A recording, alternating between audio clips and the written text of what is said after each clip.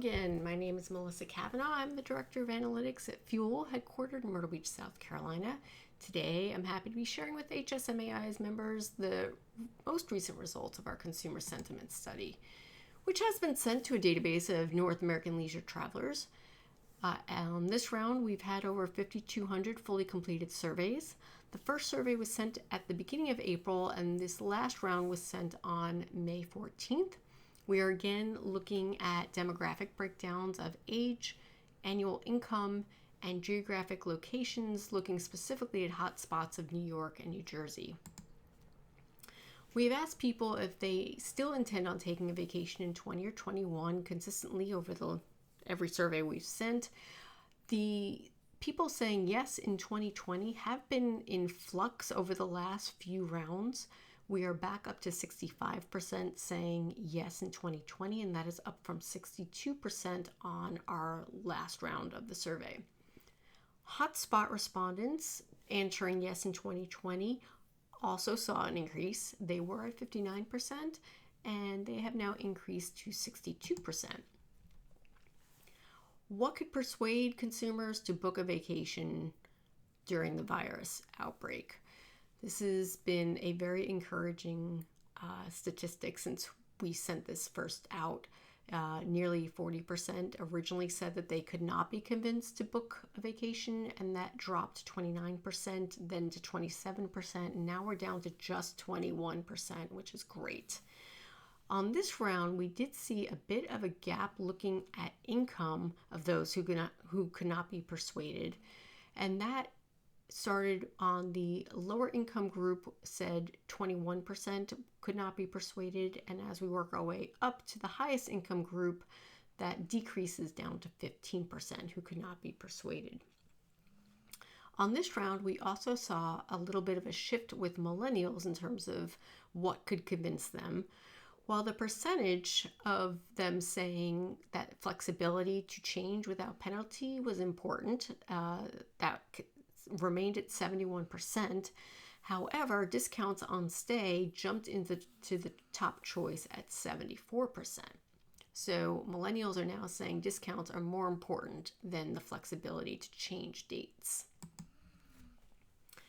What do people want to hear from hotels during the outbreak? This is the second survey in a row where respondents are saying they are more interested in learning about what properties are doing to protect guests than they are about receiving deals for future stays. We started this at 53%, went up to 58%, and on this round, we're now up at 61%. How soon after restrictions are lifted will people be willing to travel to the following destination types?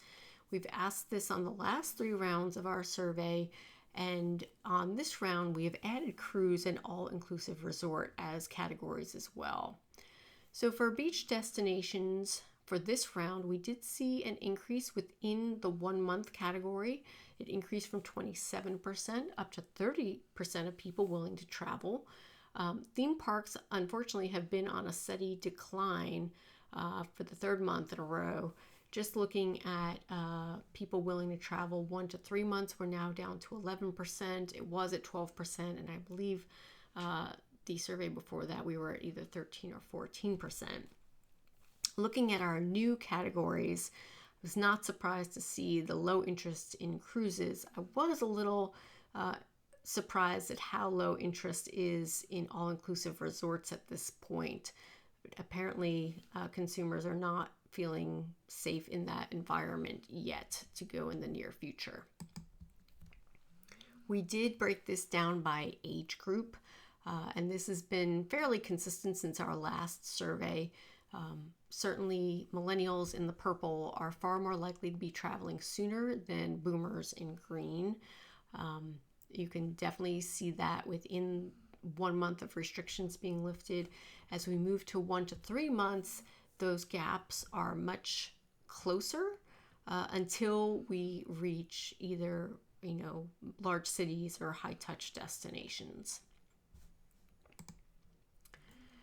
Asking the same question, but looking at distance from home.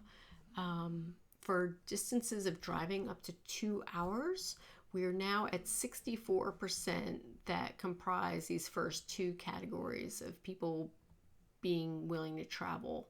And this has been a very popular choice since we first asked this question.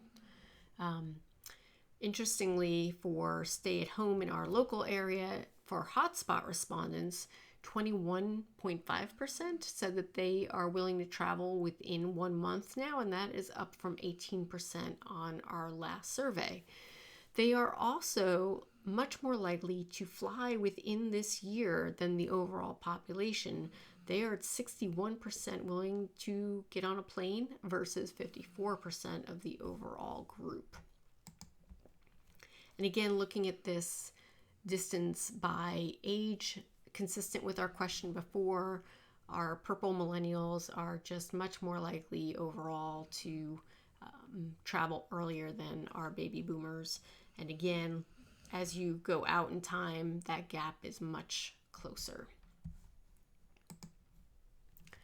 This is a new question on this survey. We're asking people about their food choices and what they're likely to do when they are on vacation. There are a lot of choices here. We're looking at everything from basically eating food in your room to eating on site, outside versus inside, eating at an external restaurant outside versus inside, ordering takeout or ordering delivery. And first off, it was interesting to see that room service was not a very popular choice at all. But there was a gap by generation on this choice, where millennials are actually more likely than other generations to order room service. 33% saying either likely or very likely versus 26% of Gen Xers and 19% of baby boomers. In terms of buying groceries for the room, Gen Xers are more likely at 47% to do that. In terms of ordering delivery to eat in the room, baby boomers are far less to do that. We had 43% of baby boomers versus 65% of millennials and 57% of Generation X. Across the board, we can definitely see that eating outside, either on property or off property, is more enticing than eating inside. So, two things. One, looking at the percentage of people willing to buy groceries and eat in their room. So if you're a property that has kitchenettes in your rooms, this is something that definitely want to be promoting. And again, if you have an on-site restaurant that has outside seating, this is going to be very important for people to be able to be seated outside. So anything you can do to promote that open air or the fact that they can cook in their room will be very advantageous. And that is all that I have for today. If you have any questions, please email me at mkavanagh@fueltravel.com. And I would, of course, encourage you to go view the full survey, which is now posted on our blog at fueltravel.com/blog. Until then, I hope everybody is safe and healthy.